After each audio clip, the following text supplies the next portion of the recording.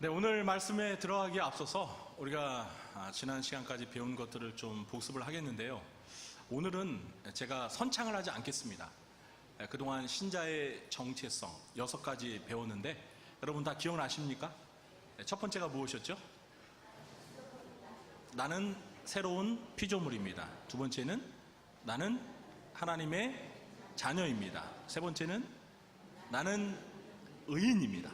그리고 네 번째는요, 나는 세상을 이기는 자입니다. 그리고 다섯 번째는 나는 누구의 제자? 예수님의 제자입니다. 그리고 지난주에 배운 여섯 번째는 무엇입니까? 나는 하나님이 택한 자입니다. 네. 생각나십니까?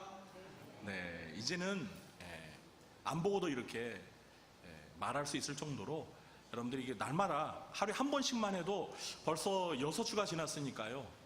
6, 7에 42, 거의 40번 이렇게 반복해서 우리가 입에 완전히 내 것이 되도록 그렇게 여러분들께서 이것을 기억하시면서 고백하시면서 사셨으면 좋겠습니다. 오늘은 신자의 정체성 7번째 시간으로 한번 저를 따라해 보시겠습니다. 나는 거룩한 제사장입니다. 나는 거룩한 제사장입니다 라는 제목으로 여러분과 함께 은혜를 나누도록 하겠습니다. 첫째, 먼저 이 제사장이라는 직분에 대해서 간단히 살펴보겠습니다. 여러분, 제사장은 무슨 일을 하는 사람이에요? 제사장은 제사를 주관하는 임무를 맡은 사람입니다.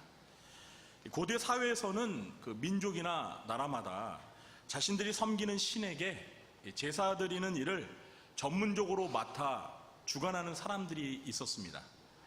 그들을 가리켜서 제사장이라고 했습니다. 성경에서 말하는 제사장은 이스라엘 민족이 섬기는 여호와라는 이름의 하나님께 제사를 드리는 사람입니다. 특히 이스라엘의 제사장들은 여호와께 제사를 드릴 때 짐승을 잡아 피를 흘림으로 인간이 저지른 죄를 깨끗이 사함받도록 도와주는 중요한 역할을 감당했습니다. 성경에서 이 제사장이라는 직분이 제도적으로 처음 도입된 것은 여호와 하나님께서 시내산에서 모세에게 율법을 주실 때였습니다. 출애굽기 28장 1절을 제가 읽어보겠습니다. 너는 이스라엘 자손 중 내 형 아론과 그의 아들들 곧 아론과 아론의 아들들 나답과 아비후와 엘르아슬과 이다마를 그와 함께 내게로 나오게 하여 나를 섬기는 제사장 직분을 행하게 하되, 이것이 하나님께서 공식적으로 처음 제사장 직분에 관해 말씀하신 내용입니다. 자, 그럼 제가 여러분에게 한번 퀴즈를 하나 내보겠는데요. 자, 이스라엘 최초의 제사장은 누구일까요? 네? 이스라엘 최초의 제사장은 누구일까요? 제가 지금 출애굽기 28장 1절 말씀드리면서 다 말씀드렸는데, 이스라엘 최초의 제사장은? 네? 좀 크게 말씀해 보세요. 네. 네. 딩동댕동이에요. 네. 정답입니다. 네. 모세의 형 아론이었죠. 네. 그런데 이제 좀 더 정확하게 말하면 이 아론 혼자가 아니라 아론과 그의 아들들이 이스라엘의 최초의 제사장이었습니다. 여러분, 이제 전교 수련회 가서 교구별 성경 퀴즈 대회 할 텐데 지금 연습한 거예요. 그러니까 여러분들 부지런히 성경 읽으시고 성경 퀴즈의 정답을 잘 말씀해 주시기 바랍니다. 자, 둘째, 구약시대와 신약시대의 제사장의 자격이 다름을 알아야 합니다. 조금 전에 그 제사장 제도가 언제 어떻게 시작되었는가에 대해서 살펴보았습니다. 자, 그럼 과연 누가 제사장이 될 수 있었는지 제사장의 자격에 대해서 알아보겠습니다. 구약시대에는 아까 그 출애굽기 28장 1절에서 하나님께서 모세에게 지시한 대로 누구를 제사장으로 처음 세웠습니까? 네? 네, 그렇습니다. 아론과 그의 아들들을 제사장으로 세웠습니다. 자, 그러면 아론과 그의 아들들이 죽으면 누가 이어서 제사장이 되었을까요? 오늘 두 번째 퀴즈입니다. 아론과 그의 아들들이 뭐 죽지 않고 영원히 사는 것은 아니잖아요. 자, 아론과 그의 아들들이 최초의 제사장이 되었는데 그들이 이제 수명이 다해서 죽었어요. 그러면 그들의 뒤를 이어서 누가 제사장이 될까요? 네? 좀 크게 말씀해 보세요. 네, 우리 권사님 말씀하셨는데, 네, 아론과 그의 아들들이 죽으면 그의 자손들이, 다시 말해서 아론의 자손들이 제사장을 계승했습니다. 다시 말해서 제사장을 세습한 거예요. 그래서 이 제사에 대해 집중적으로 다루고 있는 그 레위기를 보면은요, 아론의 자손 제사장들 또는 제사장 아론의 자손들이라는 표현이 여러 번 나오는 것을 볼 수가 있습니다. 그러니까 구약시대에는 이스라엘 백성 중에서 내가 제사장을 하고 싶다고 해서 아무나 제사장이 될 수는 없었습니다. 오늘날처럼 국회의원 뽑듯이 투표로 제사장을 뽑는 게 아니라 아론의 자손들만이 제사장이 될 수 있었습니다. 자, 정리하자면 구약시대의 제사장 자격은 이스라엘 12지파 중에서 레위 지파 가운데 아론의 자손들만이 제사장이 될 수 있었습니다. 따라서 아론의 자손들은 이스라엘 백성 중에서 제사장이 되기로 거룩하게 구별된 사람들이라는 자부심이 대단했습니다. 그러나 이제 예수님께서 오신 이후로 신약시대에는 아론의 자손들만이 제사장이 되는 이 자격 조건이 폐지되었습니다. 어떻게 되었다고요? 폐지되었어요. 이제 신약시대에는 하나님의 택함을 받고 예수 그리스도를 믿는 모든 신자들이 다 거룩한 제사장입니다. 오늘 베드로전서 2장 5절에서 베드로 사도는 너희도 산돌같이 신령한 집으로 세워지고 예수 그리스도로 말미암아 하나님이 기쁘게 받으실 신령한 제사를 드릴 거룩한 무엇이 될지니라? 거룩한 제사장이 될지니라. 오늘 읽지는 않았지만 조금 아래 내려가면 2장 9절에도 보시면 이 2장 9절이 굉장히 유명한 성경 구절인데, 그러나 너희는 택하신 족속이요 왕같은 뭐라고요? 제사장들이요 라고 말씀하고 있습니다. 자, 그러면 여러분, 제가 세 번째 퀴즈를 드리겠습니다. 여기에서 베드로 사도가 말하는 너희는 과연 누구를 가리키는 걸까요? 너희는 거룩한 제사장이 될지니라, 너희는 왕같은 제사장들이라고 말을 했는데요, 너희는 누구일까요?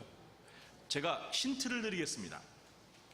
5절부터 9절 사이에 답이 있습니다. 몇 절에 답이 있을까요? 너희가 누구인지 몇 절에 답이 있을까요?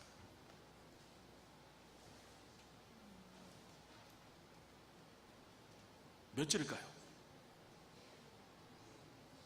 정답은 럭키 세븐 7절입니다. 여러분 7절을 보시면 그러므로 믿는 너희는 이라고 되어 있습니까? 안 되어 있습니까? 네. 그러므로 믿는 너희는 누구를 믿는 너희일까요? 예수 그리스도를 믿는 너희입니다. 그러니까 오늘 베드로가 말하는 너희는 바로 예수님을 믿는 신자들을 가리키는 것입니다. 따라서 신약시대에는 아론의 자손들만이 아니라 예수님을 믿는 신자들이 거룩한 제사장이고 왕같은 제사장이라는 것입니다. 자, 여러분 가슴에 손 얹고 저를 따라해 보시겠습니까? 나는 거룩한 제사장입니다. 나는 왕같은 제사장입니다. 아멘. 자, 이렇게 모든 신자가 제사장이라는 진리를 가르쳐서 만인 제사장 설이라고 합니다. 뭐라고 한다고요? 만인 제사장 설이라고 합니다. 영어로는 priesthood of all believers라고 합니다. 엄밀히 말하면 만인 제사장 설은 틀린 번역입니다. 만인이라는 말이 무슨 뜻이에요? 모든 사람이라는 뜻이죠. 그러니까 만인 제사장 설이라는 것은 모든 사람이 제사장이라는 거예요. 근데 여러분, 믿지 않는 사람들도 모두 다 제사장입니까? 아니죠. 그래서 이건 틀린 번역입니다. 영어로도 all believers라고 돼 있어요. 그러니까 만인 제사장이 아니라 사실은 모든 신자가 제사장이다라는 뜻이에요. 그래서 저는 만인 제사장이라는 표현을 좋아하지 않고 전 신자 제사장 설이라고 저는 표현을 합니다. 그리고 성경에서 이 진리를 발견하고, 그러니까 모든 신자가 하나님 앞에서 거룩한 왕 같은 제사장이다라는 이 진리를 발견하고 중세시대 때 종교 개혁에 헌신한 사람이 있었습니다. 그가 누구일까요? 마르틴 루터입니다. 루터는 본래 천주교의 신부였습니다. 잘 아시다시피 천주교는 신부를 가리켜서 지금도 뭐라고 부르죠? 신부 말고 사제라고 합니다. 사제. 여러분 들어보셨죠? 네, 신부를 가리켜 사제라고 합니다. 여러분, 이 사제라는 말이 바로 제사장이라는 말입니다.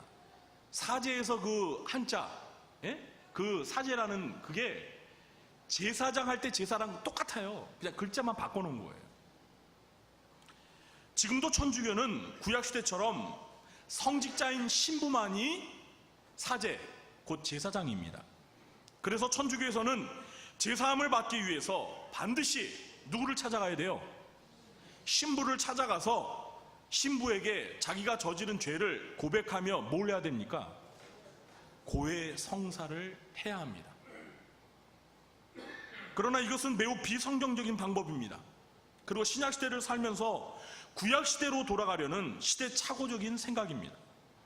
성경은 분명 베드로 사도의 말과 루터의 주장대로 신약시대의 신자들은 모두가 거룩한 제사장들이기 때문에 성직자의 도움 없이도 직접 하나님 앞에 나아가 죄를 고백하며 죄사함을 받을 수가 있습니다. 제 말이 맞으면 아멘 하시기 바랍니다. 여러분이 살면서 죄를 지었습니다. 그러면 여러분 저를 찾아와서, 목사인 저를 찾아와서 여러분이 저지른 죄를 낱낱이 저에게 고백하면서 저를 통해 죄 사함을 받아야 됩니까? 그럴 필요가 없어요. 근데 천주교는 그렇게 한단 말이에요. 우리 개신교는 내가 죄를 지었으면 내가 하나님 앞에 나의 죄를 자백하면서 하나님께 용서를 받으면 되는 것입니다. 목회자 찾아갈 필요 없습니다, 여러분. 그럼에도 불구하고 개신교 신자들 중에는 아직도 여전히 천주교 교인들처럼 목사만이 거룩한 제사장이라는 생각을 갖고 신앙생활 하시는 분들이 계십니다. 혹시 여러분 가운데서도 그런 생각을 가지고 계신 분들이 계실지 모르겠는데요. 그런 생각은 성경적으로 옳지가 않습니다. 목사만이 제사장이 아니라 모든 신자들이 거룩한 제사장인 줄 믿으시기 바랍니다. 우리는 이 성경의 가르침을 붙들어야 합니다. 이제부터 여러분들은 나는 거룩한 제사장이라는, 나는 왕같은 제사장이라는 분명한 정체성을 갖고 사시길 주님의 이름으로 축원합니다. 셋째, 모든 신자는 거룩한 제사장으로 하나님이 기쁘게 받으실 신령한 제사를 드려야 합니다. 뭘 드려야 한다고요? 신령한 제사를 드려야 합니다. 여러분, 제사장이 하는 일이 무엇입니까? 제사장이 하는 일이 여러 가지가 있는데 그 중에 가장 대표적인, 가장 중요한 일은 바로 제사입니다. 하나님께 제사를 드리는 것이 제사장이 하는 가장 중요한 일입니다. 그래서 오늘 본문에서도 하나님이 기쁘게 받으실 신령한 제사를 드릴 거룩한 제사장이 될지니라. 하나님께서 기쁘게 받으실 신령한 뭐를 드리라고요? 제사를 드릴 거룩한 제사장이 되라고 말씀하고 있습니다. 여러분, 여기에서 사도 베드로가 말하는 제사가 과연 무엇일까요? 오늘 제가 여러분에게 퀴즈를 많이 드리죠? 지금까지 다 맞히신 분 계세요? 다 맞히신 분 계시면 오늘 마친 수만큼 밥을 드시기 바랍니다.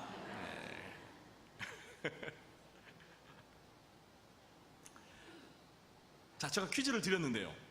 베드로가 말하는 이 신령한 제사에서 제사는 과연 무엇일까요? 구약시대처럼 짐승을 제물로 잡아서 드리는 제사를 말하는 것일까요? 어떻습니까? 네? 구약시대처럼 짐승을 잡아 드리는 제사다라고 생각하시는 분은 아멘 하시고, 아니다 하시는 분은 노멘 하시기 바랍니다. 네. 노멘이라는 말은 없어요. 그냥 제가 웃자고 하는 거예요. 네. 그렇죠? 아니죠. 구약시대처럼 짐승을 제물로 잡아서 드리는 제사는 신약시대에 와서 폐지되었습니다. 어떻게 됐다고요? 폐지되었어요. 제가 오늘 폐지되었다는 말을 2번이나 했습니다. 그렇습니다. 예수님께서 십자가에서 자신의 몸을 희생제물 삼아 죽으신 이후로 율법에서 규정한 제사 제도는 폐지가 되었습니다. 제사 제도가 폐지된 이유는 우리 예수님께서 자신의 몸을 제물 삼아 십자가에서 단번에 단 한 번의 제사를 드림으로 우리의 죄 문제를 영원히 해결해 주셨기 때문입니다. 히브리서 7장 27절입니다. 그는, 여기서 말하는 그는 예수님을 말하는 겁니다. 그는 저 대제사장들이란 구약의 대제사장들을 말하는 겁니다. 그는 저 대제사장들이 먼저 자기 죄를 위하고 다음에 백성의 죄를 위하여 날마다 제사 드리는 것과 같이 할 필요가 없으니 이는 그가 단번에 자기를 드려 이루셨음이라. 예수님께서는 구약의 대제사장들과 같이 자기 죄를 위하여 또 이스라엘 백성들의 죄를 위하여 날마다 짐승을 잡아 제사를 드릴 필요가 없다는 거예요. 왜요? 예수님 스스로가 자기 몸을 제물 삼아서 단번에 하나님 앞에 제사를 드림으로 우리의 죄 문제를 완전히 해결해 주셨기 때문입니다. 이 사실을 믿으시기 바랍니다. 히브리서 9장 11절 12절은 좀 더 자세하게 이것을 설명하고 있는데요. 들어보시기 바랍니다. 그리스도께서는 장래 좋은 일의 대제사장으로 오사 손으로 짓지 아니한 것 곧 이 창조에 속하지 아니한 더 크고 온전한 장막으로 말미암아 염소와 송아지의 피로 하지 아니하고 오직 자기의 피로 영원한 속죄를 이루사 단번에 성소에 들어가셨느니라. 예수님께서는 동물의 피로 하나님 앞에 제사를 드린 것이 아니라 자기의 피로 자기 몸을 제물 삼아 단번에 하나님 앞에 제사를 드림으로 우리의 죄를 영원히 어떻게 해주셨다고요? 속죄해 주셨다는 거예요. 우리 죄를 영원히 죄 문제를 해결해 주셨다는 거예요. 그렇기 때문에 이제 신약시대를 사는 제사장들은 하나님 앞에 더 이상 짐승을 제물 삼아 드리는 제사를 드릴 필요가 없다는 겁니다. 그건 이제 폐지가 되었어요. 그러므로 신약시대의 제사장인 신자가 하나님 앞에 드릴 제사는 동물을 잡아 죽이는 그 희생제사가 아니라 어떤 제사일까요? 오늘 본문에 보니까 신령한 제사라고 했습니다. 여기서 말하는 신령한이라는 말은 영적인이라는 거예요. 그러니까 신약시대의 제사장들은 하나님 앞에 동물로 희생제사를 드리는 게 아니라 신령한 제사, 영적인 제사를 드리는 것입니다. 자, 이 신령한 제사가 무엇일까요? 이 영적인 제사, 이것은 곧 하나님께 드리는 예배입니다. 뭐라고요? 하나님께 드리는 예배가 바로 신령한 제사인 것입니다. 사도 바울은 로마서 12장 1절에서 말합니다. 그러므로 형제들아 내가 하나님의 모든 자비하심으로 너희를 권하노니 너희 몸을 하나님이 기뻐하시는 거룩한 산제물로 드리라. 이는 너희가 드릴 영적 예배니라. 영적 예배니라. 우리가 우리 몸을 제물 삼아 하나님 앞에 헌신하며 하나님께 드리는 이 예배가 하나님이 기쁘게 받으실 영적 예배라는 거예요. 신령한 제사라는 것입니다. 그렇습니다. 거룩한 제사장인 모든 신자들은 하나님이 기쁘게 받으실 신령한 제사로서, 신령한 예배로서 우리의 몸을 거룩한 제물 삼아 하나님을 예배해야 합니다. 사랑하는 성도 여러분, 오늘 저와 여러분이 드리는 이 예배가 바로 하나님께 드리는 신령한 제사인 것입니다. 우리는 오늘 이 시간에 거룩한 제사장으로서 하나님 앞에 나아가 우리의 몸으로 하나님이 기뻐 받으실 영적인 예배를 드리고 있는 것입니다. 사랑하는 성도 여러분, 그동안 여러분은 어떤 마음과 자세로 하나님 앞에 예배를 드리셨습니까?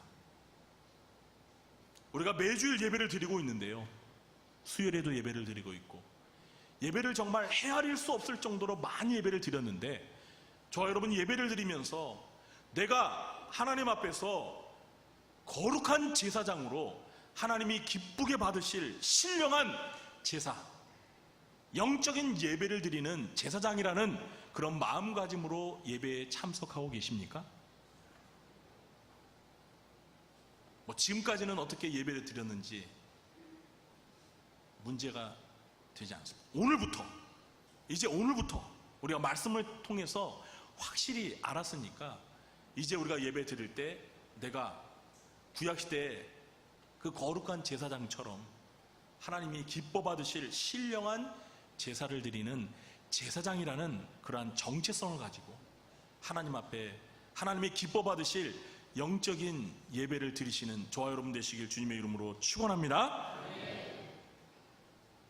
예수님께서는 요한복음 이 4장 23절과 24절에서 예배에 대한 아주 중요한 말씀을 하셨는데요, 아버지께 참되게 예배하는 자들은 영과 진리로 예배할 때가 오나니 곧 이때라.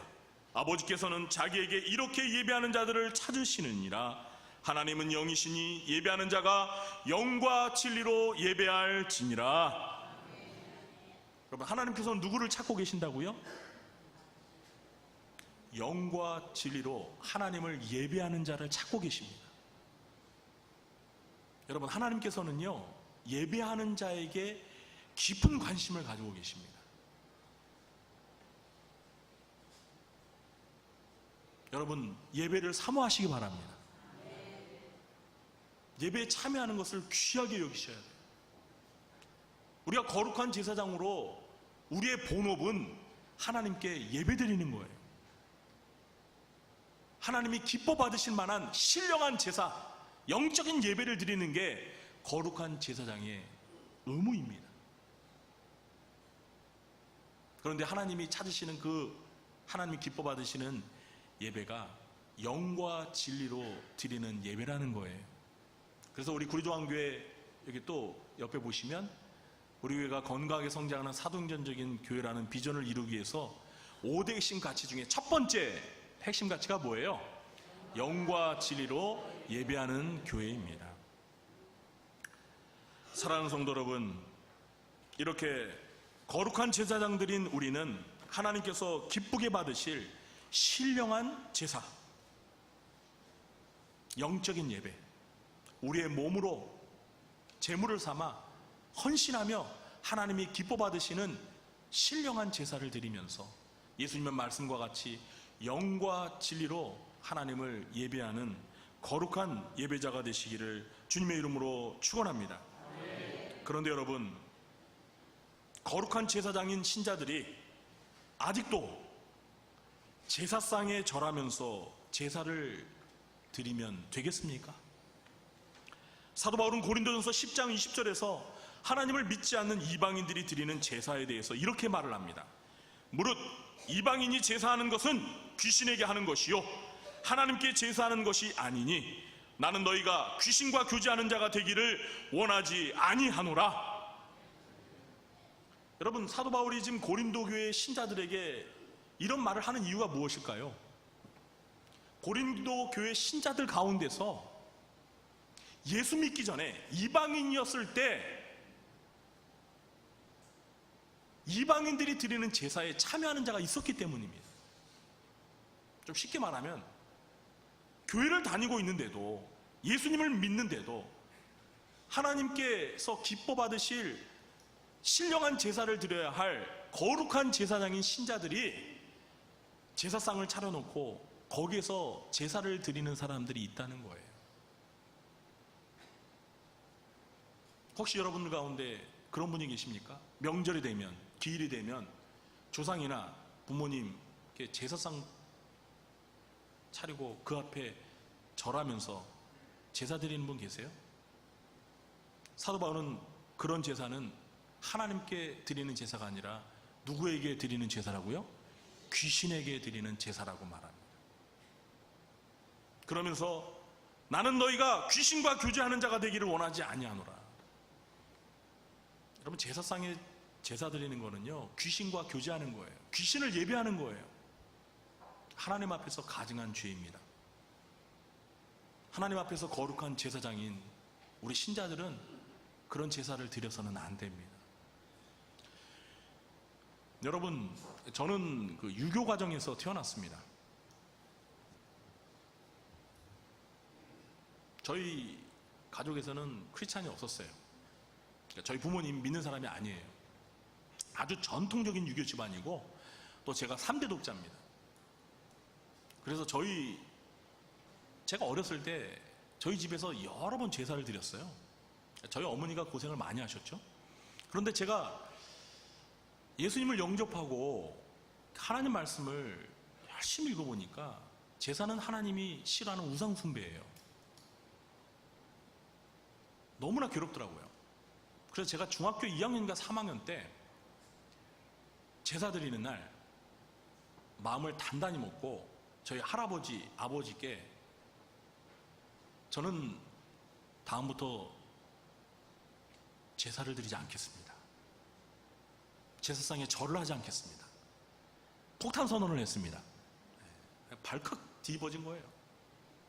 저희 할아버지께서 저를 탁 쳐다보시는데 제가 미쳤나? 제가 왜 저러나? 그렇게 어이없게 쳐다보시더라고요. 그래서 뭐 저는 흔들리지 않았죠. 기도를 단단히 하고 그렇게 선언했습니다. 그러니까 정말 그 이후로 저는 제사를 드려도요, 제사상에 있는 맛있는 약과는 먹었지만 기도하고 제가 약과를 좋아해서 약과는 먹었지만 제사상에 절은 하지 않았어요.